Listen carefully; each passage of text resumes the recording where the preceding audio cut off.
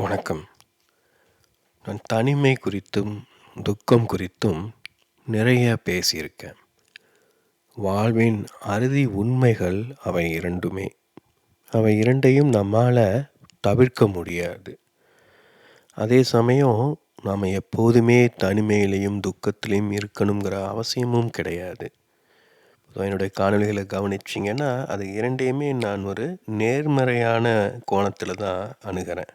அதாவது அதை இரண்டையுமே தவிர்க்க முடியாது. அதனால் ஏற்றுக்கோங்க, மறுக்காதீங்கன்னு தான் சொல்கிறேன். ஏன்னா அதை மறுக்கும்போது நமக்குள்ள ஒரு நெகட்டிவிட்டி, ஒரு எதிர்மறையான உணர்வு உருவாகத் தொடங்கும். அதை தவிர்க்க முயற்சிப்போம். அதாவது இயற்கையில் பார்த்திங்கன்னா எல்லாம் தன்னியல்பாக தானாக வெளிப்பட்டுக்கிட்டு இருக்கும். சரியான பருவநிலை வரும்போது மழை பெய்யும், வெயில் அடிக்கும், காற்றடிக்கும், எந்த செடி மலரணுமோ அது மலரணும், எல்லாமே இயல்பாக நடந்துகிட்ருக்கும்.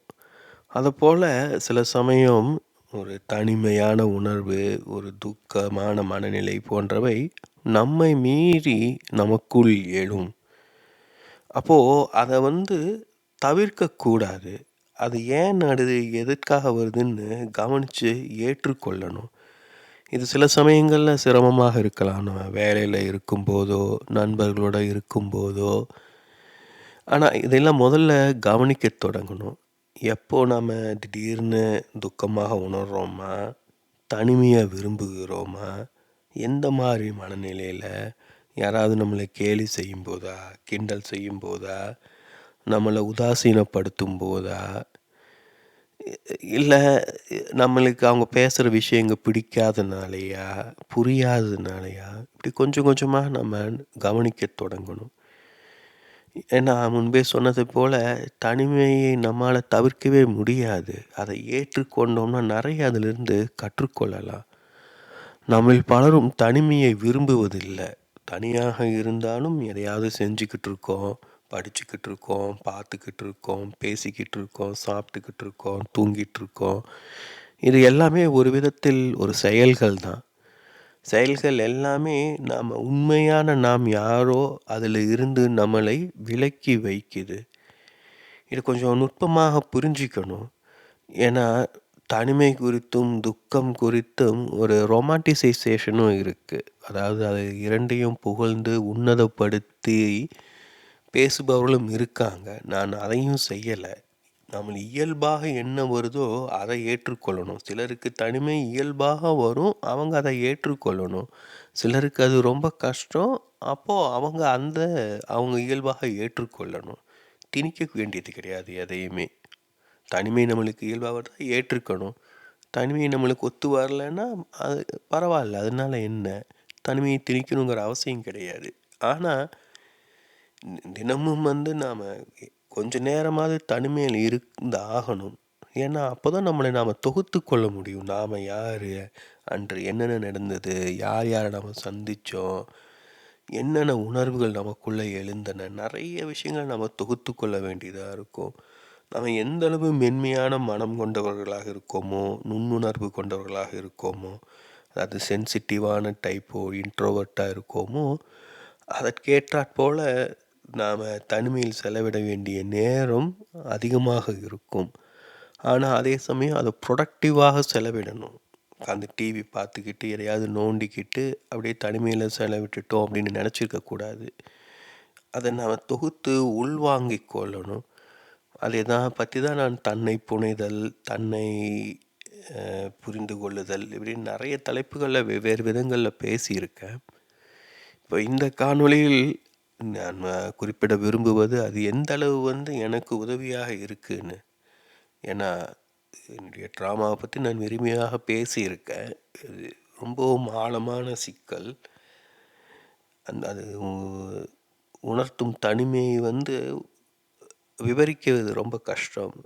அதாவது ஒரு கைவிடப்பட்ட குழந்தை, அன்னையால் புறக்கணிக்கப்பட்ட குழந்தையோட உணர்வை விளக்குவது ரொம்ப கஷ்டம். எந்த உணர்வாக இருந்தாலும் நாம் என்ன உணர்கிறோங்கிறத இன்னொருவரால் புரிந்து கொள்வது ரொம்ப கஷ்டம். ஆனால் இதெல்லாம் ஓரளவு புரிஞ்சிக்க முடியும் நம்மளால் எல்லாருக்குமே. ஏன்னா அந்த கைவிடப்பட்ட குழந்தைங்கிற உருவகம் அது ஒரு ஆள் படிமம். நம்ம எல்லோருக்குள்ளேயுமே அது இருக்குது. ஏன்னா நம்ம பிறந்த உடனே உண்மையில் அன்னையால் கைவிடப்பட்டுறோம். அது வரைக்கும் ஒரு சொகுசான ஒரு உலகத்தில் வாழ்ந்துக்கிட்டு இருக்கோம். அது ரொம்பவும் மகிழ்ச்சிகரமான உலகம்னு கிடையாது. நிறைய பேர் நினைக்கிற மாதிரி நம்ம அன்னையின் கருப்பைக்குள்ளே புகுந்துக்கொள்ள விரும்புகிறோன்னா அங்கே போய் நாம் மகிழ்ச்சியாக இருப்பதும் கிடையாது. ஏன்னா அன்னையோட உணர்ச்சிகளை நம்மால் உணர முடியுமா? அவங்க கோவப்பட்டாங்கன்னா, மகிழ்ச்சியாக இருந்திருந்தாங்கன்னா, சிரிச்சுக்கிட்டு இருந்தாங்கன்னா, எரிச்சல் கொண்டிருந்தாங்கன்னா, அது எல்லாத்தையும் அங்கே உணர முடியும் குழந்தையால். அப்போது அந்த கருப்பைக்குள்ளே போகும்போது என்ன ஆகுது? நாம் உணர்றோம். எல்லா வலி, துக்கம் எல்லாவற்றையும் உணர்வோம். ஆனால் நம்மால் எதுவுமே செய்ய முடியாது. அதுதான் உண்மையில் ஒரு கைவிடப்பட்ட, ஒரு புறக்கணிக்கப்பட்ட நிலை. கொஞ்சம் யோசிச்சு பாருங்கள். உங்களால் எல்லா வழியையும் உணர முடியும். ஆனால் ஒன்றுமே செய்ய முடியாது. சத்தம் போட்டு அழக்கூட முடியாது. அப்போ எப்படி இருக்கும்? உண்மையில் அதுதான் ஒரு குழந்தையோட நிலை. அதாவது குழந்தைக்கு அடிப்படை தேவைகள் எல்லாமே பூர்த்தி ஆயிடுது. அது சாப்பாட்டை பற்றி யோசிக்க வேண்டியது கிடையாது. மூச்சு விடுறதை பற்றி கவலைப்பட வேண்டியது கிடையாது. அதெல்லாம் அன்னையின் அந்த தொப்புள் கொடி பிழைப்பு மூலமாக நிகழ்ந்துருது. ஆனால் குழந்தை அந்த உணர்ச்சிகளை உணர்ந்து கொண்டே இருக்கும். வலி, துக்கம், மகிழ்ச்சி எல்லாம். நாம் இப்போ வெளி உலகத்தில் துக்கமாக உணர்கிறோம் அப்படின்னா யோசிச்சு பாருங்கள், நம்முடைய அம்மாவோட வாழ்க்கை எப்படி இருந்தது? கருப்பையில் இருக்கும்போது நான் மகிழ்ச்சியாக இருந்திருப்போமா? இப்போ விட மகிழ்ச்சியாக இருந்திருப்போமா? வாய்ப்புகள் ரொம்ப கம்மி. ஏன்னா நாம் அப்போ என்ன உணர்ந்திருக்கோமோ கிட்டத்தட்ட அதை தான் நாம் இந்த வாழ்க்கையில் நாம் ரெப்ளிகேட், அதாவது திருப்பி நிகழ்த்த பார்ப்போம். ஏன்னா அதுதான் நம்மளுக்கு பழக்கமான உலகம் இல்லையா? 10 மாதங்கிறது ஒரு ட்ரையல் ரன் போல். இந்த வாழ்க்கை எப்படி இருக்குங்கிற அந்த 10 மாதத்தில் நாம் நுட்பமாக புரிஞ்சுக்கிருக்கோம் உடல் அளவில். ஆனால் குழந்தையோட பிறப்புங்கிறதும் பார்த்திங்கன்னா துக்ககரமானது. அது நமக்கு அது ஒரு அம்மா அழுகிறாங்க, கத்துறாங்கன்னா தெரியுது எவ்வளோ வலிக்கும் அப்படின்னு. இன்னும் குழந்தை மகிழ்ச்சியாவா இருக்கும்? இல்லை, அதுவும் துக்கம்தான். அதுக்காக அது உள்ளே இருக்க விரும்புதுங்கிறதுக்காக கிடையாது. உள்ளேயும் துக்கம்தான் அதுக்கு. ஆனால் உள்ளே இருக்கிற துக்கம் பரவாயில்ல. Known devil is better than unknown டிவைன்ங்கிறது போல் இந்த புற உலகம், வெளி உலகம் எப்படின்னு அதுக்கு தெரியாது. ஸோ அது கருப்பைக்குள்ளே இருக்கிறது தான் விரும்பும். அட்லீஸ்ட் குறைஞ்சபட்சம் அங்கே அடிப்படை தேவைகளை பற்றியாவது நாம் கவலைப்பட வேண்டியது இருக்காது. ஆன்மீக கோணத்தில் நம்முடைய ஆன்மா கருவாக உருவெடுத்த உடனே அது இந்த வாழ்க்கையை எப்படி வாழணுங்கிறத அந்த 10 மாதத்தில் நிகழ்த்த பார்க்கும். கொஞ்சம் யோசித்து பார்த்துக்கோங்க. ஏன்னா நாம் ஒரு ஆன்மீக கோணத்தில் நான் சொல்கிறேன். இதை நீங்கள் ஏற்றுக்கலைன்னா அது வேறு. பட் ஒரு புரிதலுக்காக இதை கவனிங்க. இப்போ நாம் தான் இந்த வாழ்க்கையை தேர்ந்தெடுக்கிறோம். நாம் தான் இந்த பெற்றோரை தேர்ந்தெடுக்கிறோம். நாம் தான் இந்த சூழலை தேர்ந்தெடுக்கிறோம். அதன் அடிப்படையில் தான் நம்மளுக்கு இந்த உடல் தரப்படுது. ஏன்னா இந்த வாழ்க்கையை நம்ம அனுபவிக்கணும்னா இந்த உடல் வேணும். எப்படி நம்ம ஸ்கூபா டைவிங் பண்ணணும் அப்படின்னா கடலுக்குள்ளே குதிச்சு போகணுன்னா அதற்கேற்ப உடை அணியணும் இல்லையா? அப்போ தான் அதை நிம்மதியாக என்ஜாய் பண்ண முடியும். ஆக்சிஜன் சிலிண்டர்லாம் போட்டுட்டு எவ்வளோ ஆழம் போக முடியுமோ அதன் அடிப்படையில் போயிட்டு வர முடியும். இப்போ இந்த உடைங்கிறது அதை போன்ற ஒரு ஆடை தான். அப்போது நம்ம இந்த வாழ்க்கையை எப்படி வாழணும்னு முடிவு பண்ணிவிட்டு அதை தீர்மானிச்சுட்டு தான் நம்ம பிறக்க முடிவு பண்ணுறோம். அப்போது நமக்கு தேவையான உடை இந்த உடலாக கருவாகும் போதே தயாராகிடுது. அப்போ அந்த உடையில் நம்ம பழக்கப்படுத்தி நிற்கணும்ல நம்ம. இப்போ கிட்டத்தட்ட அதுதான் அந்த 10 மாதங்கள் நாம் கருவாக இருக்கும்போது நிகழுது. அப்போது நாம் என்ன கற்றுக்கணும் அப்படிங்கிறது பார்த்திங்கன்னா, அம்மா உணரும் அந்த உணர்ச்சிகள் மூலமாக நமக்குள்ள ஆழமாக பதிவுகளாக உருவாகி கொண்டே இருக்கும். ஏன்னா கொஞ்சம் உலகத்தை கவனித்து பார்த்திங்கன்னா, உலகத்தில் அடிப்படையான விஷயங்கள் ரொம்பவும் சாதாரணம்தான். அது நாம் உணரும் உணர்ச்சிகள் மிகவும் சாதாரணமான உணர்ச்சிகள் தான். காமம், குரோதம், கோபம் இப்படின்னு சிலதெல்லாம் சொல்லலாம் இல்லையா? அதே போல் பசி, தூக்கம் இப்படி எல்லாமே ரொம்ப பொது. எல்லா மனிதர்களுக்கும் அவை பொதுவானது. எல்லா விலங்குகளுக்கும் பொதுவானது. எல்லா குழந்தைகளுக்கும் அது பொதுவானது. இப்போ குழந்தைக்கு அதுதான் தெரியணும். முதல்ல பசின்னா என்ன? வலினா என்ன? இதெல்லாம் தெரியணும். அப்புறம் அதில எதனால ஏற்படுது? ஏன் ஏற்படுது? அதெல்லாம் வளர வளர அதனுடைய நுட்பங்கள் மாறிக்கிட்டே இருக்கும். இப்ப அந்த 10 மாதங்கிறது ஒரு ஷார்ட் டெர்ம் ஒரு பிராக்டிஸ் போல நம்மளுக்கு. அப்போ நம்ம பல்வேறு விஷயங்கள் நம்ம உடல்ல பதிஞ்சிருக்கும். அதுதான் நம்முடைய ஆழ்மனம். இன்னொரு கோணத்தில் நம்முடைய ஆன்மான்னு சொல்லலாம். ஆன்மாங்கிறது ஒரு முற்றிலும் தூய்மையானதுன்னு நம்ம கருதுறோம்.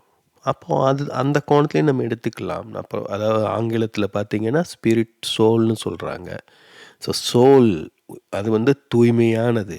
அது இந்த உடலில் உருவெடுக்கும்போது ஸ்பிரிட்டாக மாறுது. ஸ்பிரிட்டு ஓரளவு கரைப்பட்டதுன்னு சொல்லலாம். அது இந்த உடலால் இந்த வாழ்க்கைக்கேற்ற தயார் செய்யப்பட்ட சோல்ன்னு சொல்லலாம். அதுதான் ஆழ்மனம்னு நம்ம உளவியல் கோணத்தில், அறிவியல் கோணத்தில் சொல்லிக்கலாம். அப்போ அது அந்த உடல்ல பதிஞ்சிருக்கும். இப்போ அம்மா ஒரு உதாரணத்துக்கு சொல்றேன். இதெல்லாம் நிகழுது இல்லையா? கர்ப்பமாக இருக்கும்போது கூட அடி வாங்குறாங்க. ரொம்ப வன்முறையான சம்பவங்கள்லாம் நிகழுது. அப்போ அந்த குழந்தை அந்த பாதிப்பெல்லாம் எதிர்கொண்டுகிட்டு இருக்கும். அப்போ அதையெல்லாம் அதனால உணர முடியும். இப்போ அந்த உடல் அதை கேட்டாற்போல அமைஞ்சிருக்கும். அப்போ என்ன ஆகும்னா, அந்த குழந்தையால அந்த வலியை உணர முடியும். குழந்தை பிறக்கும்போது அந்த வலியை உணரும் திறனை அது பெற்றிருக்கும். இப்போ அதுதான் எனர்ஜின்னு சொல்றோம். ஏன்னா அது சென்சிட்டிவ் ஆயிருச்சு. ஏற்கனவே அது அனுபவப்பட்டிருக்கு. இப்போ அந்த எனர்ஜியை குழந்தைக்கு பரிச்சயமானதுன்னு சொல்லலாம். இப்போ என்ன ஆகுது அப்படின்னா, குழந்தை வளர வளர அதனுடைய இயல்பான அந்த ஒரு 3 வருடங்கள் ஓரளவு இயல்பாக இருக்கும். அது உலகம் குறித்த புரிதல் அதிகமாக இல்லாம தன்னியல்பாக இருக்கும். ஆனா அதன் பிறகு அதற்கு ஒரு பேரு, அதற்கு ஒரு அடையாளம், படிப்பு போன்றவை ஏற்பட ஏற்பட அது கவனம் முழுவதும் உலகை நோக்கி திரும்புது. உலகத்துல தான் எப்படி வெளிப்படுத்திக் கொள்ளணும்? என்னவாக வெளிப்படுத்திக் கொள்ளணும்? யாராக வெளிப்படுத்திக் கொள்ளணுன்ட்டு. அப்போ மனம் வெளிநோக்கி செயல்படுது. உடல் உள்நோக்கி இயங்கிக்கிட்டு இருக்கு. நாம உண்மையில் நமக்கு தேவையான அனுபவங்கள் எல்லாம் நம்முடைய உடல்ல இருக்கு. ஆனா மனதால் அதை கவனிக்க முடியாது. ஏன்னா உடல் காட்டிலும் இந்த உலகம் ஒரு பரவசம் தருவது. யோசிச்சு பாருங்க. குழந்தை எவ்வளவு மகிழ்ச்சியாக இருக்கும். எவ்வளவு வண்ணங்கள், எவ்வளவு சப்தங்கள், எவ்வளவு பரவசமான அனுபவம் ஒவ்வொன்னுக்குமே. அப்போ குழந்தை தன்னை மீறி இந்த உலகில் தன்னை கரைத்துக் கொள்ளும். அப்புறம் அது தன்னை நினைவுபடுத்திக் கொள்ள வேண்டிய சூழல் எழும்போது தான் ஏதாவது சிக்கல்கள் வரும், பிரச்சனைகள் வரும், துக்கம் உருவாகும். அப்போ துக்கம் உருவாகும்போது என்ன பண்ணுறோம் யோசிச்சு பாருங்க. அந்த துக்கம் என்ன வேண்டுமானாலும் இருக்கலாம். ஒரு பரீட்சையில் தோல்வி அடைகிறதோ, ஒரு விபத்தாகவோ, இல்லை நம்ம வாங்கின பொருள் திருடப்படுவதோ, எப்படி வேண்டுமானாலும் இருக்கலாம். அப்போது அந்த துக்கம் உருவாகும்போது என்ன ஆகுதுன்னா, அது நம்முடைய மேல் மனதால் முழுதால் கிரகித்து கொள்ள முடியாது. நம்ம தனிமையில் போகும்போது அதை புரிந்து கொள்ள முடியும், ஏற்றுக்கொள்ள முடியும். அப்போ தனிமைக்கு போகும்போது நம்முடைய ஆழ் மனதோடு நாம் தொடர்பு கொள்ள வாய்ப்பு கிடைக்கிது. ஸோ இதுதான் துக்கம்ங்கிறது நமக்கு தரப்படும் வாய்ப்பு. இப்போ நிறைய நம்ம துக்கத்தில் இருக்கோம், நம்மளால் ஒரு இயல்பான வாழ்க்கை வாழ முடியலன்னா என்ன அர்த்தம்னா, வாழ்க்கை நம்மளை உடலோடு இணைந்து இருக்க சொல்லுது, உடலை கவனிக்க சொல்லுது. ஆனால் நாம் அதை பண்ணுறது கிடையாது. ஏன்னா நமக்கு உலகை குறித்து தான் நம்முடைய கவலை எல்லாமே. ஏன்னா நம்மளுக்கு அதுதான் தெரியுது. குழந்த பிறந்ததுலேருந்தே அங்கே என்ன இருக்குது, அங்கே என்ன இருக்குதுன்னு தான் அதோட ஆர்வமாக இருக்குது.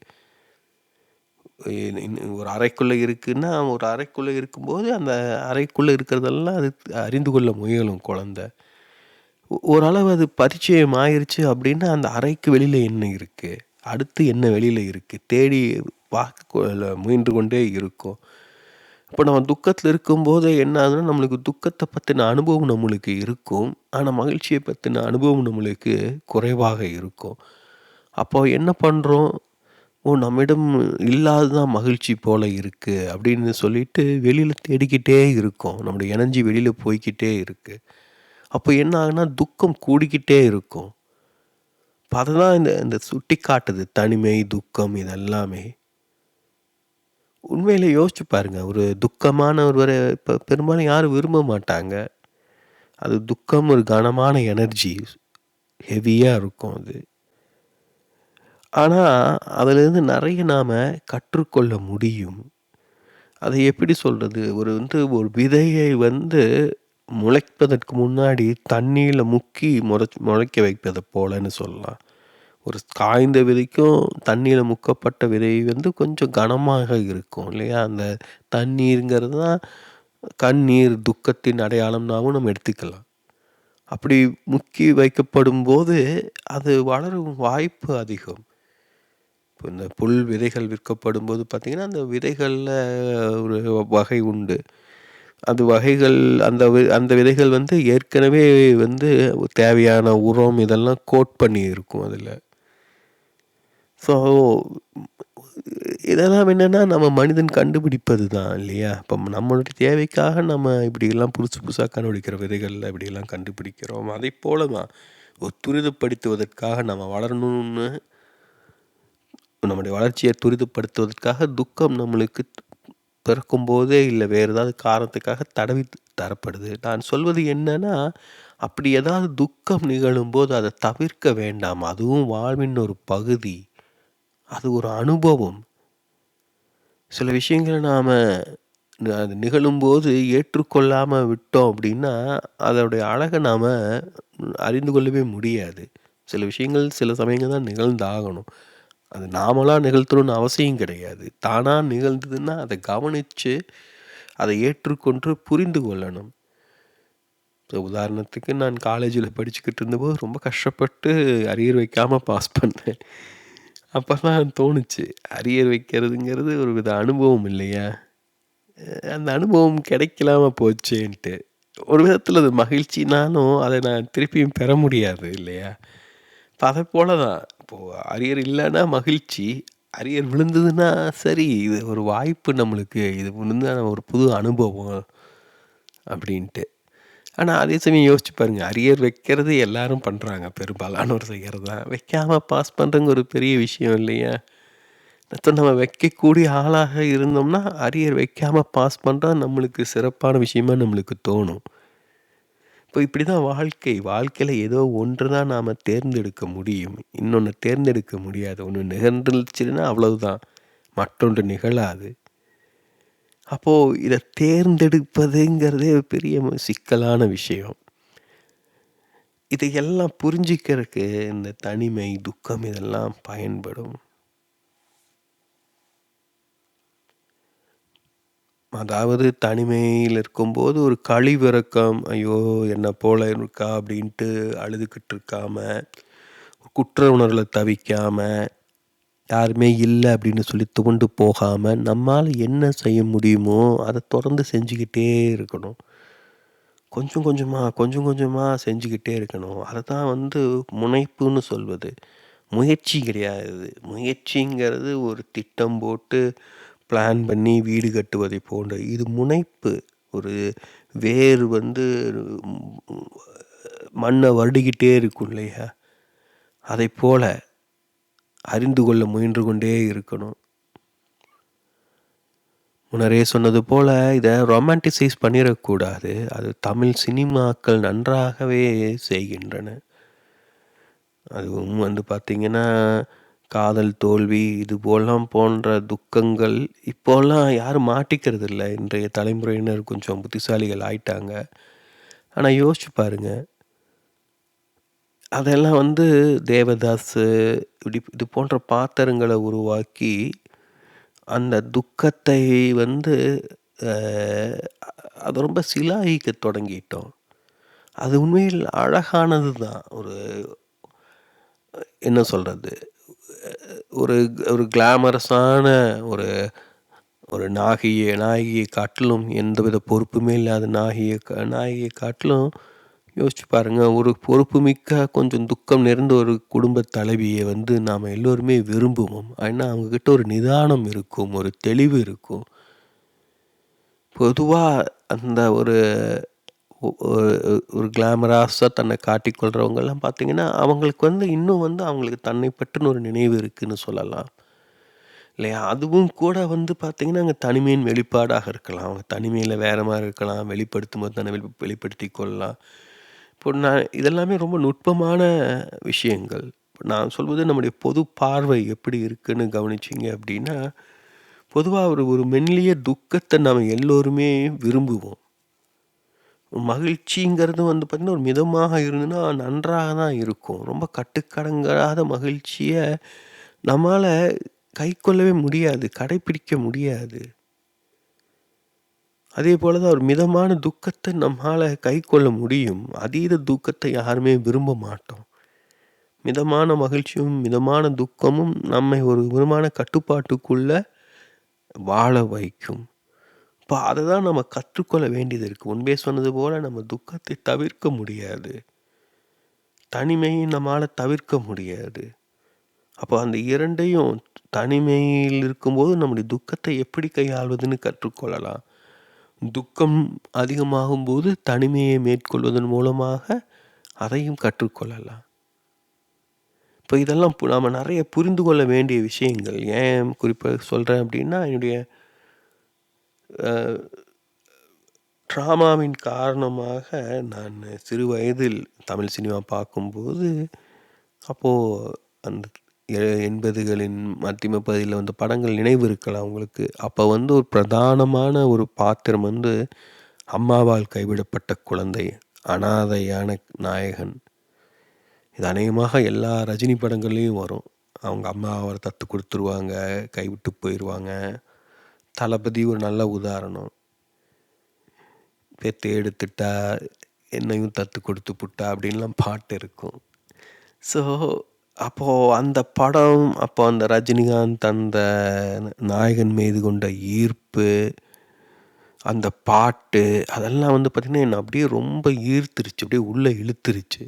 அப்படியே ஆழ்ந்துருவேன். அந்த அந்த பிம்பம் தந்த ஆழம் அத்தகையது. அதாவது அப்போ என்ன ஆகுதுன்னா, தனிமையும், துக்கமும் என்ன ரொம்ப சின்ன வயசுலேருந்தே என்ன அப்படியே ஈர்த்துருச்சு.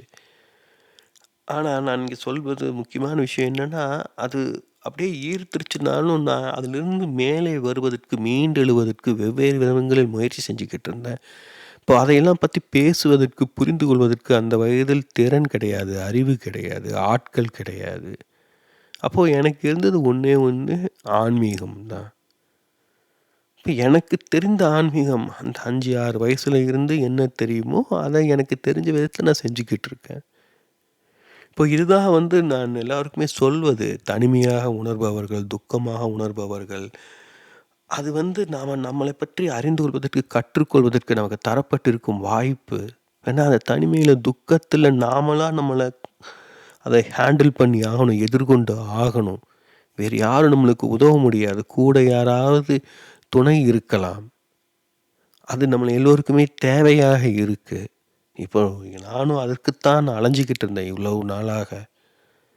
இது பிறந்ததிலிருந்து வந்த துக்கம்னாலும், அது எனக்கு நன்றாக புரிஞ்சது 5 வயதாக இருக்கும்போது. இப்போ அப்பவே என்னுடைய ஆசை துறவி ஆகணுங்கிறது. ஆனா ஏன் அந்த ஆசை வந்தது? எப்படி வந்தது? அத நிறைவேத்துறது எப்படின்னு தெரியல. அப்ப இருந்தே ஒரு ஆழமான தனிமை. இத பத்திலாம் யார்ட்டயும் பேசவே முடியல. 3 வருடங்களுக்கு முன்னால் உளவியல் நிபுணரிடம் தான் முதல் இதெல்லாம் பத்தி பேச முடிஞ்சது. அப்போ அது தந்த அந்த ஆறுதலும், அந்த இதமும் பார்த்தீங்கன்னா, ரொம்பவும் ஆழமானது. அதாவது தனிமை வேண்டும், துக்கம் வேணும். ஆனா தனிமையும், துக்கமும் எதுக்காவது பயனுள்ளதாகணும். எதற்கு பயனுள்ளதா இருக்கணும்? நம்மை அறிந்து கொள்வதற்கு. அப்போ நம்மை அறிந்து கொண்டோம் அப்படின்னா எப்படி நம்மளுக்கு தெரியும்? அதை நாம் யாரிடமாவது பகிர்ந்து கொள்ளணும். மற்றவர்களும் அதை ஏற்றுக்கொள்ளணும்.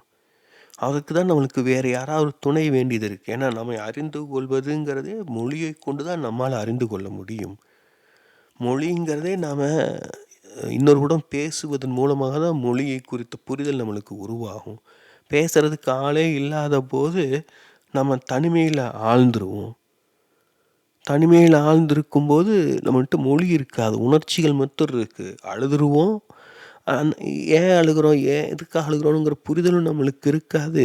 அந்த அறிதல் அந்த அழுகைக்கு பின்னாடி இருக்கும் உணர்ச்சிகள வேறு விதங்களில் வார்த்தைகளாகவோ, வேறு விதங்களாகவோ வெளிப்படுத்தவும் நம்மளுக்கு தெரியாது. ஏன்னா, இதனால எனக்கு அழுகை வருது, இது எனக்கு வேணும் அப்படின்னு சொன்னா, வேறு யாராவது நம்மளுக்கு உதவக்கூடும். பல சமயங்கள்ல வேற யாராவது கேட்டா கூட நம்மளுக்கு சொல்லத் தெரியாது. "என்ன ஏதாவது வேணுமா? எப்படி இருக்கன்னு?" கேட்டா கூட நம்மளுக்கு சொல்வதற்கு வார்த்தைகள் இருக்காது. உடைஞ்சு போயிருவோமோ! அந்த அளவுக்கு உணர்ச்சிகள் உள்ளுக்குள்ள குவிஞ்சிருக்கும். அதான் நாம பலரும் செய்யும் தவறு. அதாவது தனிமையுள்ள ஆழ்ந்துர்றோம். துக்கமும் இருக்கு. அந்த 2யும் கணைக்கணும், உடைக்கணும், பிணைக்கணும் அப்படின்னா மொழி வேண்டும். ஏன் இந்த தனிமை? எதற்கு இந்த தனிமை? புரிந்து கொள்ள முயற்சிக்கணும். யோசிக்கணும், சிந்திக்கணும். அப்போ மனம் வந்து நமக்குள்ளேயே செயல்பட்டு கொண்டிருக்கும். அதுதான் நான் முன்னாடி சொன்ன முனைப்பு. வேர் உள்ள முளைவிட முயற்சி செஞ்சுக்கிட்டே இருக்கணும். அது பாறையா இருந்தா என்ன? பாறைக்குள்ள முளைவிட்ட வேர்கள நீங்க பார்த்தது இல்லையா? யோசிச்சு பாருங்க. அது முளை எடுத்த உடனே பாறைக்குள்ள மண்ணுக்குன்னா ஈஸியா போயிடும். பாறைனா கஷ்டமா தான் இருக்கும். அதனால விட்டுருச்சா அந்த செடி? அதுதான் உயிரின் சக்தி. அதுதான் தனிமையின் சக்தி. அதுதான் துக்கத்தின் சக்தி. இது தனிமையும், துக்கமும் நன்கு நுட்பமாக தீவிரம் அடையும்போது அதுதான் தவம். நம்ம தவம்ங்கிறது அப்படியே ஜடம் போல இருப்பது கிடையாது. உள்ளுக்குள்ள அந்த வேரைப் போல அவங்க ஆழ்ந்துகிட்டு இருக்காங்க. அப்போ நமக்கு தனிமை கிடைச்சிச்சு, துக்கம் நேர்ந்தது அப்படின்னா, அதை நம்மால நேர்மறையாக பயன்படுத்திக் கொள்ள முடியும். அதை அறிந்து கொள்ள முயற்சி செஞ்சுங்க. இது ஏன் நடந்தது? எதற்கு நடந்தது? அதாவது அழுகாம, ஏன்னா துக்கம் எல்லாருக்கும் நிகழ்ந்து கொண்டே தான் இருக்குது. ஏன் நடக்குது? ஏன் நடக்குதுன்னு கேட்டுட்டு இருந்தோம்னா, சரியான பதில் கிடைக்காது. இவ்ளோ கோடி மக்கள் இருக்காங்க. அதில நம்ம ஒவ்வொருவருமே தனித்துவம் மிக்கவர்கள். இந்த வாழ்க்கையை நம்மைப் போல வேறு யாரும் வாழ முடியாது. இந்த வாழ்க்கையை நாம் பார்க்கும் விதம், புரிந்து கொள்ளும் விதம் என்பது நமக்கு மட்டுமே ஆனது. ஸோ, நாம தான் இதெல்லாம் நுட்பமாக புரிஞ்சுக்கணும். நம்முடைய வாழ்க்கையை நாம தான் புரிஞ்சுக்கணும். அதுக்கு தான் அந்த தனிமைன்னு சொல்லலாம். அதுக்கு தான் துக்கம்னு சொல்லலாம். ஒரு வித இன்டர்வல்னு சொல்லலாம். சினிமாக்கு நடுவுல. இல்ல டிவி பார்க்கும்போது வர விளம்பர இடைவேளை. அப்ப என்ன அர்த்தம்? போயி உங்களோட வேலைய கவனிங்க. இவ்வளோ நேரம் சினிமால ஆழ்ந்துட்டீங்க. உங்க இயற்கை உபாதையெல்லாம் கழிச்சிட்டு ஏதாவது சாப்பிட்டு ரிலாக்ஸா வாங்க அப்படின்னு சொல்றாங்க. நாம என்ன பண்றோம்? அதாவது பிஸ்னஸ் டாக்டிக் ஆக்கிட்டோம். அங்க வந்து பாப்கார்ன் விக்கிறது, ஸ்நாக்ஸ் விக்கிறதுன்னு சொல்லிட்டு அங்கேயும் பிஸ்னஸ் ஆக்கிட்டோம். அதைப்போல தான் நம்மளும் யோசிச்சு பாருங்க. தனிமையில கிடைச்சிச்சுன்னா நம்ம என்ன பண்றோம்? சினிமால பாப்கார்ன் விக்கிறது மாரி வீட்ல தனிமை கிடைச்சதுனாலும் இன்டர்நெட்டு, புக்குன்னு ஏதாவது பண்றோம். அத சரியாக பயன்படுத்துறோமா? நான் திருப்பி சொல்றேன். இப்போ என்னுடைய தனிமை மிகவும் ஆழமானது, சிக்கலானது. ஆனா, எனக்கு இப்ப தான் அத சரியாக பயன்படுத்தியிருக்கேன்ங்கிற அந்த புரிதல் கிடைச்சிச்சு. ஏன்னா, முன்னாடியே சொன்னேனே இந்த அனாதைங்கிற பாத்திரம் ஒரு அற்புதமான ஒரு வார்த்தை. சில மாதங்களுக்கு முன்னாடி வேறொரு வாசகர் அதையே தான் சொல்லியிருந்தாரு. அனாதை போல உணர்றேன் அப்படின்ட்டு. ஒரு விதத்தில் நாம் எல்லோருமே அனாதைகள் தான். ஆனா, அந்த அனாதைங்கிற சொல்ல பத்தி நம்ம புரிஞ்சுக்கணும். அது 2 பிரிவுல கொண்டது. நாதைங்கிறது இல்லையா? அது நாதைங்கிறது வந்து ஒரு மறு போல. ஆங்கிறது அந்த எதிர்மறை, இல்லாததுங்கிறது போல. நாதைங்கிறது நான் எப்படி பார்க்குறேன் அப்படின்னா, அது வந்து நாதன் என்பதன் மறு. நாதன்னா என்ன அர்த்தம்? கணவனை வந்து நாதன்னு சொல்லுவாங்க. கடவுளையும் நாதன்னு கூப்பிடுவாங்க. உண்மையில் நாதன்கிறது எதிலிருந்து வருது? நாதம்ல இருந்து வருது. நாதம்னா என்ன? சப்தம். நாதஸ்வரம்ங்கிறது அதிலிருந்து வர வார்த்தை தான். அப்போ நாதம்னா இங்க சப்தம். சப்தம் எங்கிருந்து வருதோ அவன்தான் நாதன். இப்போ சப்தம் போடுறவன் தான் கடவுள். சப்தத்தை எழுத்துறவன் தான் கணவன். சத்தம் போடுறவன் தான் கணவன் சொல்லலாமா? என்னன்னா சப்தம் வரும்போது அது நமக்குள்ள நாம தனியாக இல்லைங்கிற உணர்வை தருது. ஏதோ சப்தம் இருக்கு. அப்போ யாரோ இருக்காங்க. அவ்வளவுதான். புரிஞ்சுதா? சப்தம் எழுப்புபவன் நாதன். அந்த நாதன் இல்லாத ஒருத்தன் அநாதன். அதுதான் அனாதை. நமக்காக சப்தம் எழுத்தவர்கள் யாருமே இல்லாத போது அனாதைன்னு சொல்லலாம். ஆனா நமக்காக யார் சப்தம் எழுப்பணும்? உண்மையில் நாம தான் சப்தம் எழுத்தணும். நான் முன்னாடியே சொன்னது போல நெறைய துக்கம் ஊடுருவி இருக்கும்போது, நம்மால வார்த்தையால கூட பதில் சொல்ல முடியாது. என்னோட அனுபவத்திலேருந்து நான் சொல்றேன். நெறைய பேர் கேட்டுருக்காங்க. "நீங்க சரியா? ஓகேயா? ஏதாவது உதவி வேணுமா?" எனக்கு பல சமயங்கள்ல ஆச்சரியமா தான் இருக்கும். ஏன் என்ன பார்த்து இப்படி கேட்குறாங்க அப்படின்ட்டு. ஏன்னா எனக்கு உள்ளுக்குள்ள எனக்கு எந்த சிக்கலும் இருப்பது போல தெரியல. ஏன்னா நான் சமாளிச்சு வாழ்ந்துட்டுருக்கேன். ஆனா வெளியிலிருந்து பார்க்குறவங்களுக்கு தெரியுது. என்னுடைய முக பாவனை, என்னுடைய எக்ஸ்பிரஷன்ஸ் மூலமாக நான் ஏதோ சிரமப்பட்டுக்கிட்டு இருக்கேன் அப்படின்ட்டு.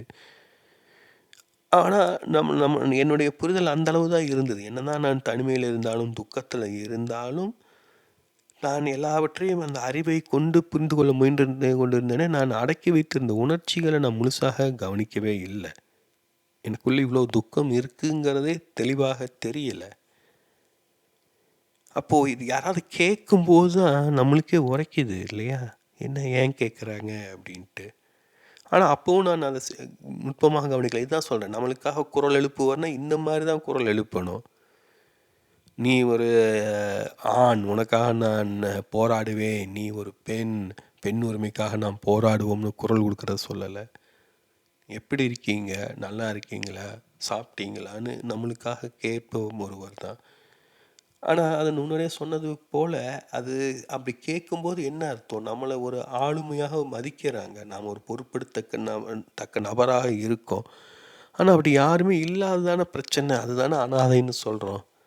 அப்போ உண்மையில் நமக்கு நாம குரல் எழுப்பிக் கொள்ளணும். நமக்கு நாம என்ன வேணுமோ நாம தான் கேட்கணும். அத கேட்க முடியாது. அந்த துக்கம் அவ்வளவு நமக்குள்ள ஆழ்ந்து இருக்கும். அப்ப அந்த துக்கத்த வெட்டி எடுத்து நமக்குள்ள இருந்த அந்த குரலை நாம மீட்டு எடுக்கணும். அதுதான் அந்த தனிமையோட பொருள், துக்கத்தோட பொருள். அது தனிமையில மட்டும் தான் சாத்தியம். ஏன்னா நமக்குள்ள துக்கம் இருக்கு. அது ஒரு விதைக்குள்ள இருக்கு. அது விதைய மூடியிருக்கும் மண்ணு போல இருக்கு. நம்முடைய ஆழ்மனம் மிக ஆழமானது. அங்கருந்து நம்முடைய குரல் வெளிப்படணும். அங்க தான் நம்முடைய உண்மையான குரல் இருக்கு. இப்போ இவ்வளோ நாள் சிரமப்பட்டதுக்கு அப்புறம் என்னுடைய குரல நான் வெளிப்படுத்தி இருக்கேன். இப்ப இதற்காக நான் வாய்ஸ் கோச்சிங் எல்லாம் எடுத்துக்கிட்டேன். என்ன காரணம்னு அதான் சொல்ல வரேன் இல்லையா? அந்த தேடல் நம்மள அப்படி இயங்க வைக்கும். அதுதான் அந்த தனிமைங்கும்போது நமக்குள்ள ஆளும்போது, நம்மள சரியான திசைக்கு நமக்கான வழிகாட்டிகள் தானாக கிடைப்பாங்க. அதெல்லாம் வார்த்தையால் விளக்க முடியாது. அதை அனுபவப்படணும். அதே சமயம் இத கண்மூடித்தனமா நம்பிக்கிட்டும் இறங்க முடியாது. இது நம்ம உணர உணர நமக்குள் ஆழ ஆழ நம்மை நாம் புரிந்து கொள்ளும் தோறும், நிகழ்வுகள்லாம் தானாக நிகழத் தொடங்கும். இப்ப அதுதான் அந்த அனாதைங்கிறது. நம்மளுக்காக வேறொரு குரல் கொடுத்தா நல்லதுதான். இல்லன்னா நமக்கு நாமே குரல் கொடுக்கணும். ஆனா அதுவும் எளிது கிடையாது. இப்போ அந்த இடத்துக்கு போகணும்னா எப்படி? யாராவது ஒருவரோட துணை நம்மளுக்கு வேண்டும். இப்போ நான் ஏன் இவ்வளவு விரிவாக இத பத்தி பேசிட்டு இருக்கேன்னா, இப்போ இந்த காணொளிகள் மூலமாக நான் என்னை மீட்டெடுத்துக்கிட்டேன். இப்போ அந்த ஒரு நபர நான் கண்டுபிடிச்சுட்டேன்னு தோணுச்சு எனக்கு. பல விதங்களில் அத எனர்ஜெட்டிக்கலாக உண்மையான என் மீது அக்கறை கொண்ட ஒரு நபர். நான் தேடிக்கொண்டிருந்த ஒருவர் எனக்கு கிடைச்சிட்டார்ன்னு தோணுச்சு. அதாவது இது நம்ம புரிந்து கொள்ளணும். அதாவது ஒரு ஒரு நபர் கிடைச்சிட்டார் அப்படிங்கணும்னா, நம்ம உடல் ரீதியாக கற்பனை செய்யக்கூடாது. இது முழுக்க முழுக்க பார்த்தீங்கன்னா, எனர்ஜெட்டிக்கலானது.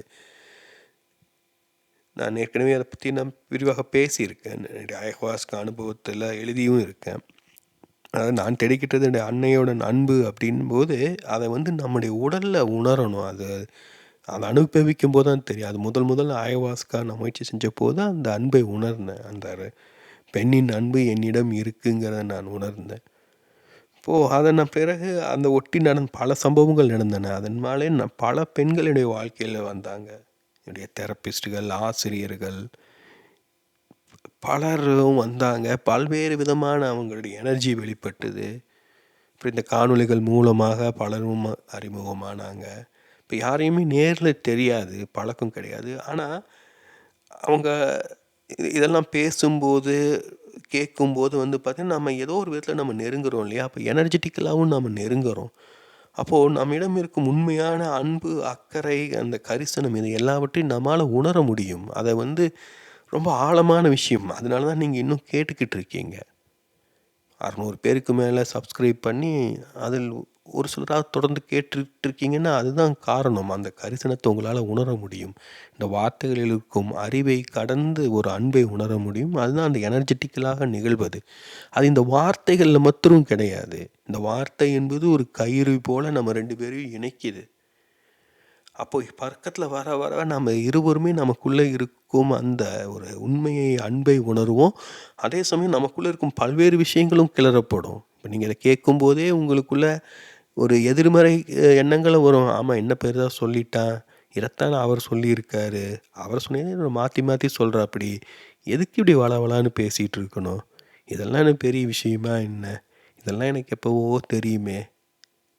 இப்படியெல்லாம் மனசு வந்து எதையாவது எதிர்குரல் பண்ணி, அது ஒன்றுபட்டும், முரண்பட்டும் ஒரு விதமான எப்படி சொல்றது? ஒரு எனர்ஜெட்டிக்கலான ஒரு இ பிணைப்பு உருவாகும். பிணைப்புன்னு சொல்ல முடியாது. ஒரு தொடர்புன்னு சொல்லலாம். அது ரொம்பவும் அழகானது, ரொம்பவும் நுட்பமானது. எங்கே கொண்டு போய் விடும்னு சொல்ல முடியாது. ஏன்னா, எத வச்சு நான் சொல்றேன்னா, இப்போ நான் சொன்னேனே ayahuasca பத்தியெல்லாம் எனக்கு தெரியவே தெரியாது 3 வருடங்களுக்கு முன்னாடி. உளவியல் சிகிச்சை பத்தி நான் பெருசா அக்கறை காட்டுனது கிடையாது 4, 5 வருஷத்துக்கு முன்னாடி. இப்போ இதெல்லாம் கொஞ்சம் கொஞ்சமா நிகழும்போது தான் நம்மளுக்கு அது தெரிய வரும். உதாரணமாக, நான் என்னுடைய ஸ்வெட் லாட்ஜ் செரிமனியின் போது வலி தாங்காம ரொம்ப கஷ்டப்பட்டேன். அப்போ எனக்கு வேண்டியது இருந்ததெல்லாம் ஒரு ஸ்பரிசம். யாராவது ஒருத்தர் நான் இருக்கேன் உன் கூடன்னு சொல்லணும் அப்படிங்கிறது போல ஒரு ஆழமான ஒரு ஏக்கம் எழுந்தது. ஆனா, அங்க யாரும் சொல்ல மாட்டாங்க அத. ஏன்னா ஒவ்வொருவரும் வலியில துடிச்சுக்கிட்டு இருக்காங்க. ஒவ்வொருவரும் அவங்கள கவனிச்சுக்கணும். என்னோட வலிய தாங்க முடியாம அவங்க உடன் இருந்த யாரோ ஒருவருடைய கைய இறுக்கி பிடிச்சுக்கிட்டாரு. அந்த ஸ்பரிசம் எனக்கு ஒரு பெரிய எனர்ஜிய தந்துச்சு. ஒரு சக்திய தந்துச்சு. உடனே நான் சத்தம் போட்டேன். அப்போ அப்போ நான் அப்பவே நான் ஓரளவு மாறிட்டேங்கிறத நான் புரிஞ்சுக்கிட்டேன். ஆனா, அது வந்து ஒரு ஒரு சில நொடிகள் தான் அந்த சப்தம் வந்தது என்னிடமிருந்து. அப்புறம் திருப்பியும் அந்த வலிக்குள்ள திருப்பியும் நான் நுழைய வேண்டியதாயிருச்சு. இப்ப என்னன்னா, அந்த சப்தம் எழுப்பும் திறன், அந்த பிரம்மாண்டமான சக்தி வந்து எனக்குள்ள இருந்திருக்கு. உள்ளுக்குள்ள ஒளிஞ்சுக்கிட்டு இருந்திருக்கு. அது சில சமயம் அதான் சொல்றேன், வலி தாங்க முடியாம நம்ம கத்தும்போது தான் நம்முடைய பிரம்மாண்டம் தெரியும். ஸோ, நம்முடைய தனிமை, துக்கம் இதெல்லாம் எதக்குன்னு தெரியாது. அது முன்னாடியே சொன்னது போல யாராவது ஒருவர் நம்மளுக்கு துணை இருக்கணும் போல இருக்கணும். அந்த துணையாக தான் இந்த வார்த்தைகளாக, இந்த குரலாக நான் இருக்க முயற்சிக்கிறேன். ஏன்னா, இந்த குரல் தரும் அந்த உறுதி, தெளிவு வந்து ரொம்பவும் ஆழமானது. நீங்க கேட்க கேட்க உங்களுக்குள்ள இந்த தெளிவு கூடிக்கிட்டே போகும். இது சும்மா நான் வாய் ஜாலத்துக்காக சொல்லல. நீங்க அனுபவம் பட்டு பார்க்கலாம்.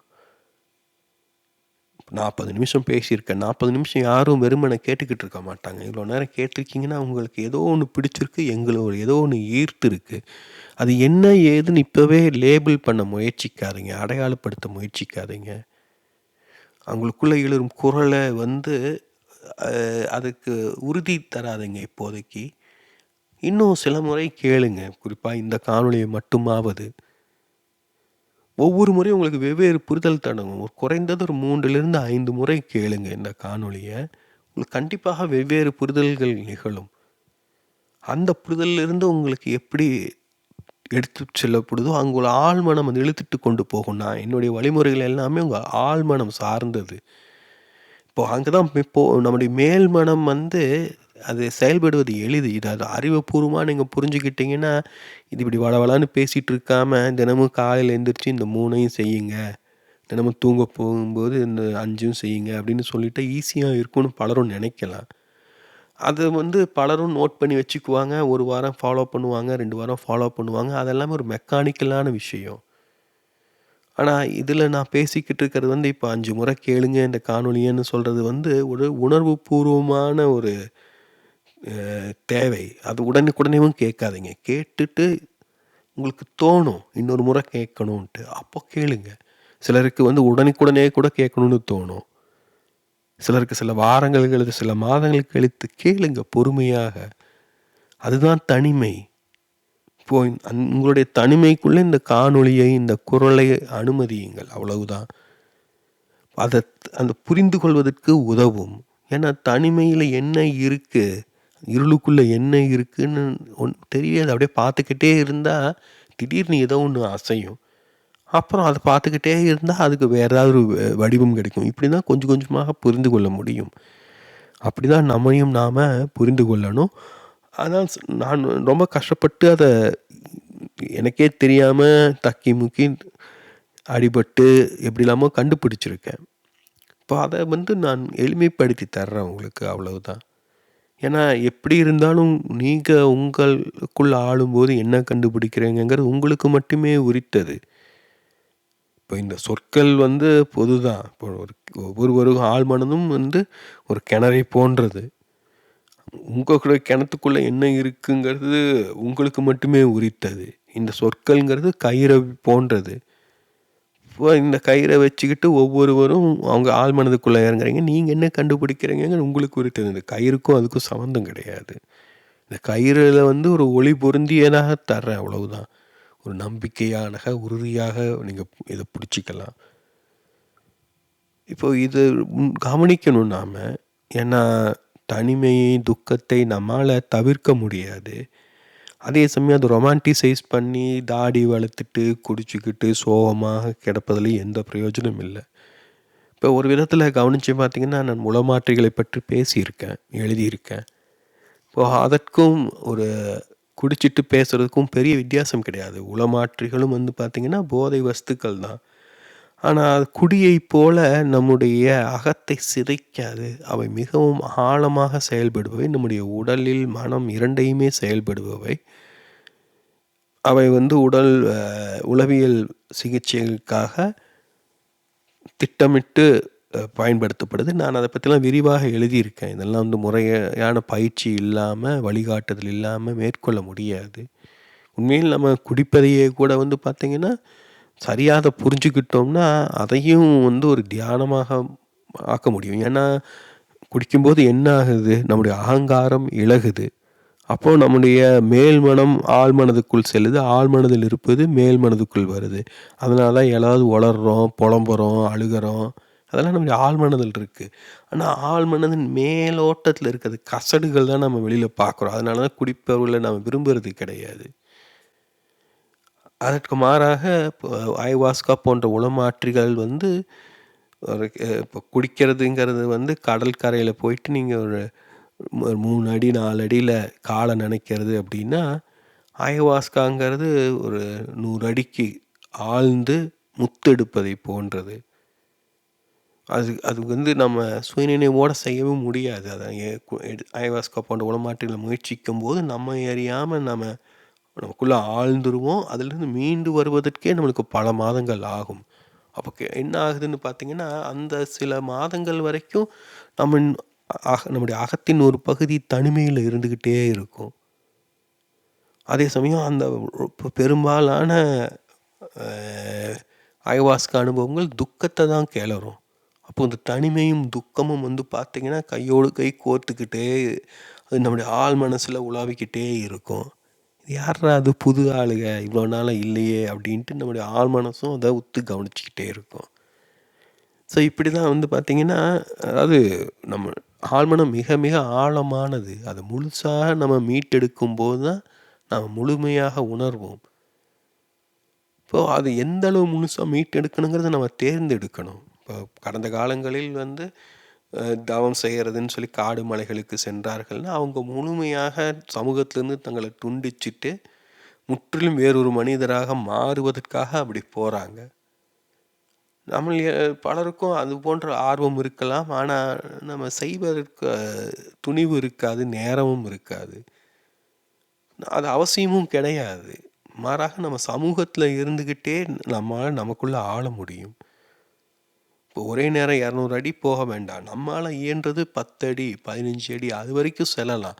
ஏன்னா, அதுக்கப்புறம் என்ன நிகழும்னு சொல்ல முடியாது. ஒரு குறிப்பிட்ட ஆழம் போயிருச்சுன்னா, ருசி கண்டுட்டோம் அப்படின்னா, நம்முடைய ஆழ்மனம் நம்ம உள்ள இழுத்துறக்கூடும். இல்ல நாமளே இது போதும்னு நிறுத்திறக்கூடும். அதுக்குள்ளே நம்மளோட வாழ்நாள் முடிந்து விடக்கூடும். நம்மளுக்கு தெரியாது. நான் சொல்வது மீண்டும் மீண்டும் என்னன்னா, தனிமையை, துக்கத்தை தவிர்க்க வேண்டாம்.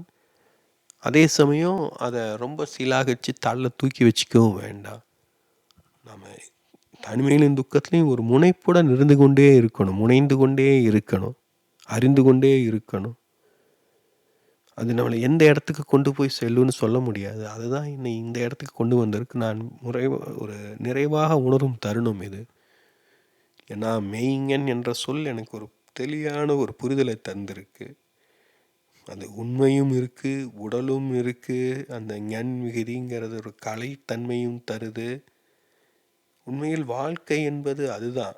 அது ஞானம்ங்கிறது கூட ஒரு சுமையாக போயிடும். ஞானத்தை வச்சுக்கிட்டு என்ன பண்ணுறது இல்லையா? இப்போ நான் அதுதான் உணர்றேன். என்னிடம் கண்டிப்பாக ஞானம் இருக்குன்னு நிறைய சொல்லியிருக்காங்க, நான் அதை ஏற்றுக்கிறேன். ஆனால் என்னுடைய ஞானம் எனக்கு உண்மையில் பயன்படலைன்னு தான் சொல்லணும். பல விஷயங்கள் நான் தெரிந்து கொண்ட விஷயங்கள் தெரியாமலே இருந்திருந்திருக்கலாம். நான் தெரிந்து கொள்ளாத விஷயங்களை எப்போது தெரிஞ்சிருந்தால் இன்னும் வாழ்க்கை நன்றாக இருந்திருக்கும். ஆனால் இதை அறிந்து கொள்வதும் ஞானத்தின் ஒரு பகுதி தான். அதுதான் சொல்கிறேன், தவறுகளிலிருந்து தான் நம்ம கற்றுக்கொள்ள முடியும். அந்த கற்றுக்கொள்வதற்கு நம்மளுக்கு தனிமை வேண்டும். ஏன்னா மற்றவங்களோட சேர்ந்து இருந்தோம் அப்படின்னா நம்ம தவறுகளை வெளிப்படுத்த மாட்டோம் இல்லையா? மற்றவங்க கூட சேர்ந்து இருக்கும்போது நம்முடைய அழகான பகுதியை தான் நம்ம வெளிப்படுத்தி கொள்ள முயற்சிப்போம். அப்புறம் கூட்டமாக சேர்ந்து செய்யும் தவறுகளால் எந்த பயனும் கிடையாது. யாரும் அதுக்கு பொறுப்பெடுத்துக்க மாட்டாங்க. யோசிச்சு பாருங்க, ஒரு கலவரம் நடக்குது, ஒரு பந்து நடக்குதுன்னா அங்கே ஏதாவது பிரச்சனை நடந்ததுன்னா யாராவது பொறுப்பெடுத்துக்குவானா, சாரி சார் நான் தான் பண்ணிட்டேன் அப்படின்னு. இப்போது அதை போல் தான் தனிமையில் தான் நம்மளுக்கு நம்மை நாம் அறிய முடியும், நம்மை நாம் உணர முடியும், நம்மை நாம் முழுமையாக புரிந்து கொள்ள முடியும். தனிமை என்பது நமக்கு தரப்பட்டிருக்கும் வாய்ப்பாக கருதுங்கள். ஒரு நிறைவான கட்டம் முன்பே சொன்னதை போல பல விதமான புரிதல்கள் கிடைச்சிருக்கு. பல விதங்கள் எல்லாத்தையும் தொகுத்துக்கிட்டு இருக்கேன். கடந்த எல்லா காணொலிகளுமே ஒவ்வொன்றுமே முக்கியமான காணொலிகள்னு சொல்லிக்கிட்டு இருக்கேன். அந்த மாதிரியான ஒரு கட்டத்துக்கு சென்று கொண்டு இருக்கேன். ரொம்பவும் நன்றாக இருக்குது. நீ அது துக்கத்திலிருந்து முழுமையாக ஒரு மீளும் தருணம் வந்தாச்சு. ஆனால் என்னுடைய அனுபவத்தின்படி நான் சொல்கிறேன், அதில் இருந்து தப்பிச்சு செல்ல முடியாது. துக்கத்தில் இருந்து துக்கத்தை முழுமையாக நாம் ஏற்றுக்கொள்ளும் போது தான் அதிலிருந்து விடுபட முடியும். நம்ம பலரும் தப்பிச்சு செல்ல பார்க்குறோம். நாம் மேற்கொள்ளும் மகிழ்ச்சிகரமான செயல்கள், சினிமா பார்ப்பது, ஒரு பயணம் மேற்கொள்வது, ஷாப்பிங் செய்வது எல்லாமே பார்த்திங்கன்னா ஒரு எஸ்கேப்பிசம் தான், தற்காலிகமான விடுதலை தான். அந்த துக்கத்தை முழுமையாக விடுபடணும்னா அதற்குள்ளே ஆளணும். கடலுக்குள் குதித்து அதை முழுமையாக நீந்தி முழுமையாக வெளியே வரும்போது தான் கடலை வெற்றி கொண்டோன்னு சொல்லலாம். ஆனால் யோசிச்சு பாருங்கள், கடலும் அப்படியே தான் இருக்கும், நாமளும் அப்படியே தான் இருப்போம். ஆனால் என்ன மாற்றம் நிகழ்ந்திருக்கும்? அந்த மாற்றம் நமக்குள்ளே நிகழ்ந்திருக்கும் இல்லையா? ஒரு 200 அடி சும்மா முத்து குளிக்கிறனா 100 அடி குதிப்பாங்கன்னு நினைக்கிறேன். அந்த 100 அடி குதித்து முழுமையாக வெளில வர சாதாரணமான விஷயமா யோசிச்சு பாருங்கள். அதுதான் உண்மையில் வாழ்க்கை. அதுதான் நாம் கற்றுக்கொள்ள வேண்டிய விஷயம். தனிமைக்குள்ளேயும் துக்கத்துக்குள்ளேயும் ஆழ்ந்து அந்த இரண்டாலும் பாதிக்கப்படாமல் முழுமையாக வெளியில் வந்தோன்னா அப்புறம் அதன் பிறகு தனிமையும் சரி, துக்கமும் சரி, எதுவுமே நம்மளை எந்த விதத்திலும் பாதிக்க முடியாது. அதுதான் ஒரு முழுமையான மனிதனுக்கான அடையாளம். அதைத்தான் நான் மெய்ஞன்னு சொல்கிறேன். அவன் ஞானி கிடையாது, அவன் அறிவாளி, அறிவுஜீவி கிடையாது, அவன் மனிதன். ஆனால் தன்னை அறிந்தவன், தன்னுடைய எல்லையை அறிந்தவன், அதை தன்னுடைய உடலில் உணர்ந்தவன். அதனால் அவன் மனிதனாக தான் வாழ்வான், இயல்பாக இருப்பான், எளிமையாக இருப்பான். அதை தவிர வேறு எந்த பெரிய வித்தியாசமும் கிடையாது. நாம் எல்லோருமே அத்தகைய நிலையில் ஏற்கனவே இருக்கலாம். அதுதான் நம்மிடம் எல்லோருமே ஞானம் இருக்குது, நாம் தான் அதை புரிஞ்சிக்கணும் இல்லையா? அதை போலவே நாம் உடலை முழுமையாக உணர்ந்து நம்முடைய உடலில் எல்லைகளை அறிந்து நம்முடைய எல்லைகளை அறிந்து கொண்டு நாம வாழும்போது நாம் ஒரு மெய்ஞன் தான். அதுக்காக நம்ம பிரபலமாக இருக்கணும், புகழ் பெற்றவனாக இருக்கணும், செல்வந்தனாக இருக்கணும்னெல்லாம் அவசியம் கிடையாது. மனிதனாக இருக்கும் எல்லாருமே மெய்ஞனாக இருக்க முடியும். அதை உணர்வதற்கு, அறிந்து கொள்வதற்கு நம்மளுக்கு தனிமை வேண்டும், துக்கமும் வேண்டும். அந்த இரண்டும் சரியாக பொருந்தும் போது, அந்த இரண்டையும் சரியாக கையாள கற்றுக்கொள்ளும் போது நாம் வாழ கற்றுக்கொள்வோம். அப்போ நாம் மனிதனிலிருந்து மெய்ஞனாக மாறுவோம். மொத்தத்தில் நம் வாழ்க்கை நம் தேர்வு, நம் வாழ்க்கை நம் பொறுப்பு.